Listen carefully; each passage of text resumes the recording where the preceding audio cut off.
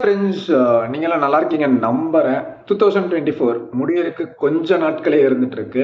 இந்த 2024 ஒரு மறக்க முடியாத வருஷமா இருந்துட்டு இருக்கு என்னோட லைஃப்ல. நெறைய இடங்கள்ல வந்து நெறைய விஷயங்கள கத்துக்கணும்னு நெனச்சேன். நெறைய விஷயங்கள கத்துக்க ட்ரை பண்ணேன். நெறைய நேரங்கள் வந்து நெறைய விஷயங்கள புரிஞ்சுக்கவும் ட்ரை பண்ணேன். பட் நெறைய விஷயங்கள புரிஞ்சுக்கவும் முடியல. ஏன் புரிஞ்சுக்க முடியலைங்கிறது தெரியல. நம்மளால அக்செப்ட் பண்ணிக்க முடியாத விஷயங்களும் இருந்துட்டு இருக்கு. இந்த 2024ல நெறைய நேரங்கள்ல நெறைய நபர்கள் நம்மள உடைச்சிருக்காங்க. சுக்கு நூறா உடைச்சிருக்காங்க. லிட்டரலி வந்து ஹார்ட் பிரேக்ஸ் நெறைய இருந்திருக்கு. நெறைய இடங்கள்ல கண்ணீர் இருந்திருக்கு. நெறைய சோகங்கள் இருந்திருக்கு. நெறைய பெயின்ஃபுல்லான விஷயங்கள் நமக்கு இந்த வருஷம் நடந்திருக்கு. குறிப்பா வந்து பார்த்தீங்கன்னா, ரீசென்ட் டேஸ்ல வந்து ரொம்ப ரொம்ப ரொம்ப வந்து நான் ஜெயிச்சுட்டேனான்னு கேட்டா ஒரு கேள்விக்குறியா இருந்திருக்கு.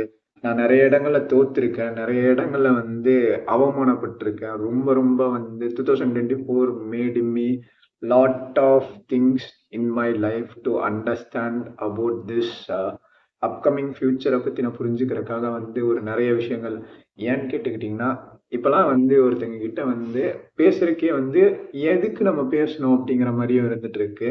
ரொம்ப முக்கியமா யார்கிட்டயும் அட்டாச் ஆயிறக்கூடாது.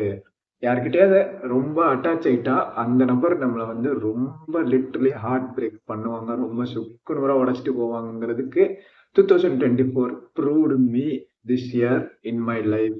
இந்த வருஷம் முடியறதுக்கு கொஞ்ச நாட்களே இருந்துட்டு இருக்குங்கிறத சொல்லிட்டு முடிக்கிறேன் ஃப்ரெண்ட்ஸ். இத பத்தி நீங்க என்ன நினைக்கிறீங்கிறத வந்து கீழ கமெண்ட்ல சொல்லுங்க.